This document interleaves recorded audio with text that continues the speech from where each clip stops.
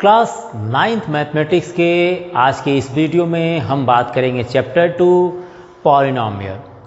Polynomial I think कुछ part तो आपको पहले ही बताया गया होगा, बट फिर भी एक बार हम उन सभी अलजेब्रिक एक्सप्रेशंस को एक बार रिप्रेजेंट करेंगे। शायद आपको इन टॉपिक से आप पहले भी अवगत हो चुके होंगे, इनसे पहले भी आप फैमिलियर हो चुके होंगे।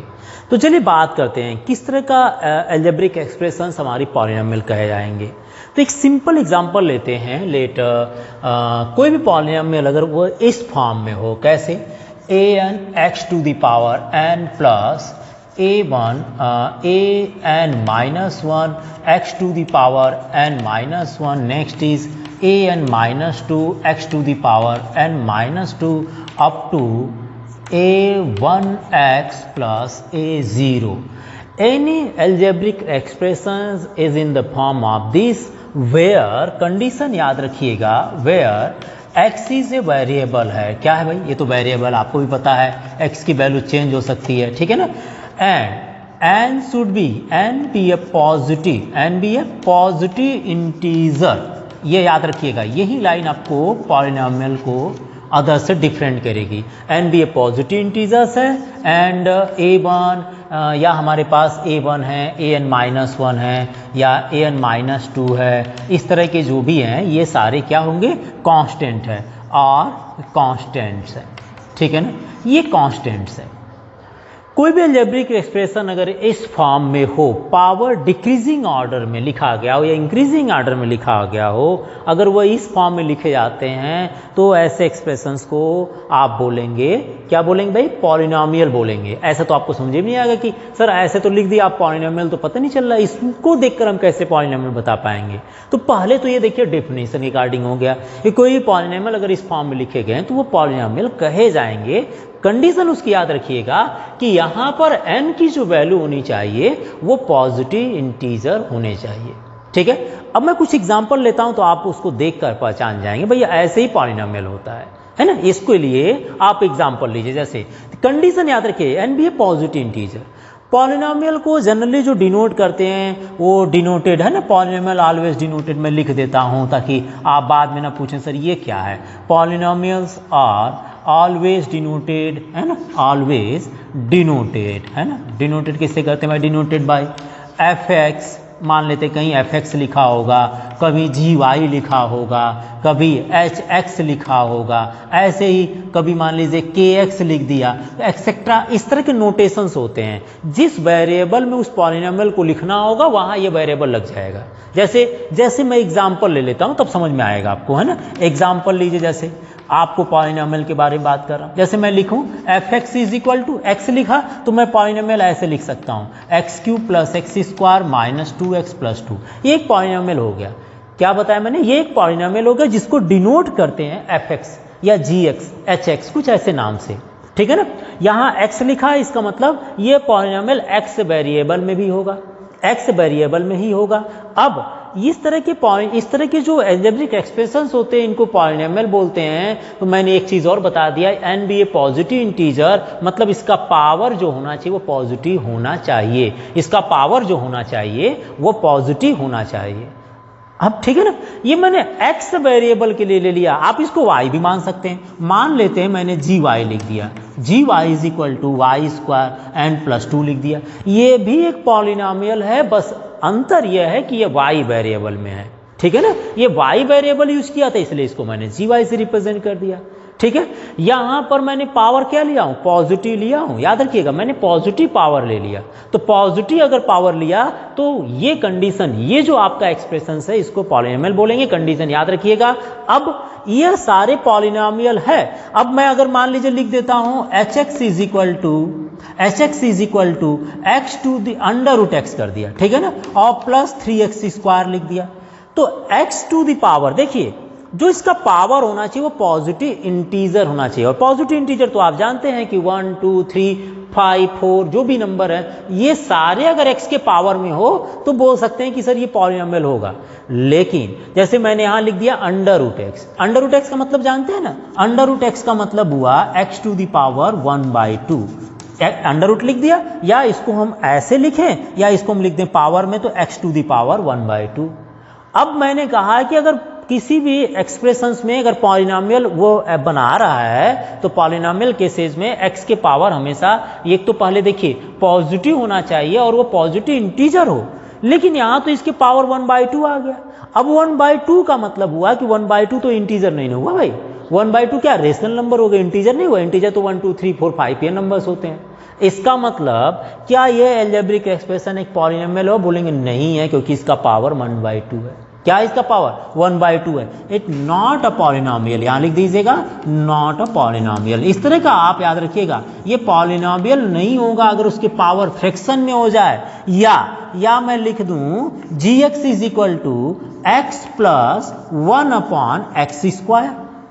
1x प्लस 1/x², मान लीजिए +2 लिख दिया। अब देखिए जरा x 1/x² को बस देखिए, बाकी इसका पावर तो पॉजिटिव है, ये तो कांस्टेंट ही है, तो इसको कोई मतलब नहीं पावर से। बस इसके बारे में अगर देखा जाए तो इसका बेस x² लिखा है। x² का मतलब क्या हुआ भाई, ये इसका पावर अगर रीडिंग किया जाए या इसको मैं इस फॉर्म में लिखना शुरू करूं तो मैं इसको लिखूंगा x प्लस 1/x² को, x² को ऊपर ले जाइए तो इसको बोलेंगे न्यूमरेटर फॉर्म में ले जाएंगे तो x⁻⁻² बोला जाएगा +2। देखिए जी क्या हुआ, x के पावर 1/x² को x⁻⁻² लिख दिया, इसका मतलब इसका पावर पॉजिटिव इंटीजर नहीं रहा। तो ये भी इस तरह का भी एक्सप्रेशंस क्या बोले जाएंगे, नॉट अ पॉलिनॉमियल। ये भी एक पॉलिनॉमियल नहीं होगा, ये लाइन याद रखिएगा।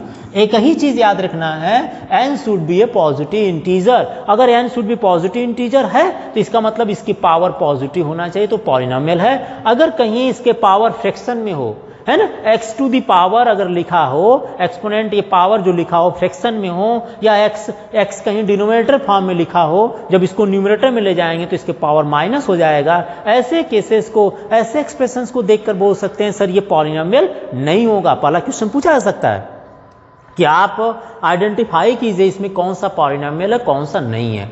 तो पावर फ्रैक्शन में ना हो, पावर माइनस में ना हो, ऐसे केसेस को छोड़कर बाकी सभी केसेस में पॉलिनॉमियल बनते जाएंगे। ठीक है ना, ये तो मैंने आपको पॉलिनॉमियल बता दिया। ये सारे एग्जांपल पॉलिनॉमियल के थे, ये पॉलिनॉमियल के एग्जांपल नहीं थे। ठीक है, पॉलिनॉमियल किसी भी वेरिएबल में लिखा जा सकता है। अब हम जब पॉलिनॉमियल को पढ़ लेते हैं तो इसके बाद उसमें पॉइंट टू पॉइंट हमें और पॉइंट्स को डिस्कस करना होता है। तो ये आपने डेफिनेशन लिखे पॉलिनॉमियल को, a polynomial is in the form of this is called a polynomial होते हैं where n should be positive, x is a variable and a1 a2 a3 etcetera are constant हो सकते हैं। जैसे कि a1 a2 क्या हुआ यहाँ पर, ये 2 हो गया, ये -2 हो गया, ये कांस्टेंट है जो कि a1 a2 a3 कुछ भी हो सकते हैं। ओके, आइए पॉलिनॉमियल में नेक्स्ट डिस्कस करते हैं कि किसी भी पॉलिनॉमियल का टर्म्स और कोफिशिएंट क्या होते हैं। हम लोग शायद पहले भी पढ़े हैं टर्म्स एंड कोफिशिएंट के बारे में। ठीक है, तो किसी भी पॉलिनॉमियल के टर्म्स एंड कोफिशिएंट को कैसे आइडेंटिफाई करेंगे, तो हम यहाँ बात करेंगे टर्म्स एंड कोफिशिएंट के लिए। ठीक है ना, टर्म्स एंड कोफिशिएंट। किसी भी पॉलिनॉमियल में कितने कौन से टर्म्स हुए, कितने टर्म्स हुए, कोफिशिएंट क्या हुआ। एक एग्जांपल लेते हैं, let fx is equal to x⁻4 - 3x² + 2x and मान लीजिए 2 ले लिया। ठीक है, एक पॉलिनॉमियल ले लिया। ये जरूरी नहीं कि 4 के बाद 3 हो, कभी कभी ओनली x के पावर 4 लिख दिया जाता है। तो हम आइडेंटिफाई करेंगे इस पॉलिनॉमियल का नाम भी क्या है, बट अभी हम पहले डिस्कस कर रहे हैं टर्म्स एंड कोफिशिएंट क्या है। अब हमसे टर्म्स में पूछा गया कि इसमें कितने टर्म्स हैं, तो देखिए टर्म काउंट कर सकते हैं। इसमें 1 term, 2 term, 3 term, 4 term, 4 term मिलकर आपस में क्या बना रहा है, ये पूरी तरह से पॉलिनॉमियल बना रहा है। तो यहाँ पर अगर टर्म पूछा जाए किसी भी पॉलिनॉमियल का, टर्म्स कौन कौन सा भाई, x⁻4 हुआ, दूसरा -3x² हुआ, दूसरा 2x हो गया और ये 2 हो गया। ये 4 टर्म मिलकर इस पॉलिनॉमियल को बना रहे हैं। तो टर्म्स तो आइडेंटिफाई हो गया। टर्म कितने होंगे, 1 2 3 4 हो गए। ठीक है, भी साइन आप ले लीजिएगा। अब मैं बात करूंगा कोफिशिएंट कितना हुआ, इसका कोफिशिएंट कैसे फाइंड करेंगे। कोफिशिएंट कैसे होता है, कोफिशिएंट के लिए लिखा जाता है कैसे, जैसे मान लीजिए पूछा जाए find the coefficient of x², find the इस पॉलिनॉमियल में find the coefficient of x²। Coefficient पूछा जाए तो x² के साथ कौन सा नंबर मल्टीप्लाई किया गया है, तो मैं कहूंगा x² के साथ या -3 मल्टीप्लाई किया गया है। तो आंसर क्या होगा, इसका आंसर हो जाएगा आंसर हो जाएगा यहाँ पर एक्स स्क्वायर का coefficient, that means X square के साथ -3 मल्टीप्लाई किया गया है, so coefficient of X square is equal to -3 हो गया। ठीक है, नेक्स्ट एक और ले लेते हैं, इसमें एक पार्ट और ले लेते हैं। फाइंड द कोफिशिएंट ऑफ, अगर मान लीजिए एक्स का फाइंड करना है, क्या कोफिशिएंट ऑफ एक्स फाइंड करना है। कोफिशिएंट ऑफ एक्स क्या होगा भाई, एक्स के साथ किसका मल्टीप्लाई किया गया है, एक्स के साथ 2 का मल्टीप्लाई किया गया, एक्स के साथ 2 का मल्टीप्लाई किया गया, सो कोफिशिएंट ऑफ एक्स क्या होगा, 2 होगा। Coefficient of x to the power 0, मान ली कहीं पूछ दिया तो what is the coefficient of x to the power 0, तो जो कांस्टेंट टर्म होता है coefficient of x to the power 0, coefficient of x to the power 0, x to the power 0 की वैल्यू क्या होती है 1, तो जहां x to the power 0 coefficient पूछता है, इसका मतलब जो कांस्टेंट टर्म होता है, साइन के साथ आप लिख सकते हैं, यहाँ पर साइन पॉजिटिव, इसलिए हमने coefficient of x to the power 0 2 लिख दिया। कोफिशिएंट ऑफ एक्स क्या हो गया, +2 हो गया। कोफिशिएंट ऑफ एक्स स्क्वायर कितना हो गया, -3। Coefficient of x to the power 4 कितना हो गया, 1 हो गया। अगर पूछा जाए कोफिशिएंट ऑफ एक्स क्यूब बताइए, है ही नहीं, तो 0 होगा। क्लियर है ना, तो यह होता है किसी भी पॉलिनॉमियल में कोफिशिएंट को फाइंड करना। ठीक है, चलिए एक बार आप इसको नोट कीजिए, कोफिशिएंट ऑफ एक्स क्यूब मैंने आपको टर्म्स एंड कोफिशिएंट बता दिया। अब आ जाते हैं हमारे पास, इसके बाद पहले आप इसको नोट कर लीजिए हैं, हमने अभी डिस्कस किए टर्म्स एंड कोफिशिएंट को, अब डिस्कस करेंगे हम डिग्री ऑफ ए पॉलिनॉमियल क्या होती है। डिग्री ऑफ ए पॉलिनॉमियल, याद रखिए सबसे पहले इन पॉइंट्स को डिस्कस कर लेंगे तो एक्सरसाइज सॉल्व करने में आसानी होगी। डिग्री ऑफ पॉलिनॉमियल की बात कर रहे हैं। डिग्री क्या होती है, किसी भी पॉलिनॉमियल की जो हाईएस्ट पावर होता है, किसी भी पॉलिनॉमियल में जो वेरिएबल होते हैं उसकी जो हाईएस्ट पावर होती है is called degree. The highest exponent बोला जाता है या पावर बोलते हैं, variable of x is called the degree of that polynomial. जैसे एग्जांपल में ले लीजिए, डिफिनेशन तो चलता ही है। मान लीजिए मैंने एक पॉलिनॉमियल लिया f x is equal to x cube plus x square -3x and +5। मैं बात कर रहा हूं कि the highest power of x, the highest power of x is called the degree of that polynomial. मतलब यहां एक पॉलिनॉमियल है, इसमें x के जो सबसे ज्यादा पावर है वो 3 है, इसलिए degree of this polynomial, degree कितना होगा इसका, 3 हो जाएगा। क्लियर है, डिग्री इसका 3 हो गया। एक एग्जांपल और ले लीजिए डिग्री आइडेंटिफाई करने के लिए। सपोज कीजिए मैंने y के टर्म में एक पॉलिनॉमियल लेते हैं, ये हमने ले लिए y to the power 4 -y³ and +5। हमने एक पॉलिनॉमियल ले लिए, ये पॉलिनॉमियल y वेरिएबल में लिखा गया है। डिग्री ऑफ दैट पॉलिनॉमियल क्या होगा, इस पॉलिनॉमियल में सबसे पहले तो ये पॉलिनॉमियल है, इसलिए इसमें वेरिएबल y के सबसे ज्यादा पावर को उसकी डिग्री बोलेंगे। तो y के सबसे ज्यादा पावर यहाँ पर 4 है, highest power of y is called its degree of that polynomial. तो यहाँ पर इस पॉलिनॉमियल की डिग्री कितनी हो गई, 4। अब हम डिग्री के बेस पर पॉलिनॉमियल को आइडेंटिफाई करना सीखेंगे कि कांस्टेंट पॉलिनॉमियल क्या है, लीनियर पॉलिनॉमियल क्या है, क्वाड्रेटिक पॉलिनॉमियल क्या है, क्यूबिक पॉलिनॉमियल क्या है, बाई क्वाड्रेटिक पॉलिनॉमियल क्या है। इन सभी पॉलिनॉमियल को डिस्कस करना शुरू करते हैं on the basis of degree. तो डिग्री आपको समझ में आ गई। डिग्री मैंने क्या बताया भाई, जो वेरिएबल, जिस वेरिएबल में वो पॉलिनॉमियल लिखी गई हो उसके सबसे हाईएस्ट पावर को आप वहां पर डिग्री की बात करते हैं। जैसे मैं एक एग्जांपल और ले लेता हूं, मान लीजिए t के टर्म में लिखा गया ht इज इक्वल टू 2 लिख दिया गया। यहाँ पर तो t वेरिएबल जरूर बोला है, लेकिन ये तो ओनली कांस्टेंट लिख दिया है। ऐसे केसेस में degree of this polynomial is equal to 0। क्यों भाई, देखिए 2 को मैं लिख सकता हूं 2 into 2 to the power t to the power 0, और t टू द पावर 0 की वैल्यू 1 होती है। 1 हो गई तो ये 1 हो गया, 1 इंटू 2 इज इक्वल टू 2 फिर मिल गया। ऐसे केसेस में जो कांस्टेंट पॉलिनॉमियल होता है उसकी डिग्री 0 हो जाती है। तो हम डिस्कस कर लेते हैं टाइप्स ऑफ पॉलिनॉमियल के बारे में। ये आप नोट कर लीजिएगा, मैंने यहां पर डिग्री के बारे में आपको बताया, ठीक है ना। चलिए आगे लिखते हैं। टाइप्स ऑफ पॉलिनॉमियल में डिग्री के बेसिस पर जब डिवाइड करते हैं तो सबसे पहले कांस्टेंट पॉलिनॉमियल की बात करते हैं। कांस्टेंट पॉलिनॉमियल क्या है, a polynomial of degree 0 is called a constant polynomial. जैसे अभी मैंने एग्जांपल लिया था h t is equal to 2, that means इसको 2 into t to the power 0 लिख दिया। हियर डिग्री इज 0, डिग्री क्या है 0 आ रही है, so it is a constant polynomial. Example से आप आइडेंटिफाई कर लीजिएगा कि यह पॉलिनोमियल कौन सा पॉलिनोमियल है। A polynomial which degree is 0 is called constant polynomial. ठीक है ना। एक एग्जांपल और लेना चाहें, एक और ले लीजिए भाई। जैसे देखिए f x is equal to मैंने लिख दिया 2, या हमने यहाँ पर 5 लिख दिए, या 1/2 लिख दिए। ठीक है ना। तो यहाँ पर भी अगर बात किया जाए तो ये कांस्टेंट है, यहाँ पर एक्स वाई नहीं लिखा गया है ना, ओनली कांस्टेंट है। तो कोई भी कांस्टेंट पॉलिनोमियल में डिग्री हमेशा कितनी होती है, डिग्री 0 होगी। डिग्री क्या होगी 0 होगी, इसलिए इसको कांस्टेंट पॉलिनोमियल बोलते हैं। ऐसे मैंने एग्जांपल ले लिया, कोई भी नंबर लिख दिया, दैट मीन्स कांस्टेंट पॉलिनोमियल की बात कर रहा है। नेक्स्ट बात करिए, ए मान लीजिए। बी की बात करते हैं, linear polynomial. Linear polynomial, linear polynomial के नाम से ही पता चल जा रहा है। अ polynomial of degree 1 is called linear polynomial. एक पॉलिनोमियल जिसकी डिग्री 1 हो वह लीनियर पॉलिनोमियल बोला जाएगा। ठीक है ना। लीनियर पॉलिनोमियल जैसे एग्जांपल आप इसमें देखना चाहें, जैसे मान लीजिए हमने लिए h x is equal to 2x लिख दिया, h x is equal to 2x लिख दिया, 2x लिखा गया। तो 2x में x के पावर कितना है भाई, x के पावर कितना है 1 है। So degree of this polynomial is 1 है, so it is called a linear polynomial.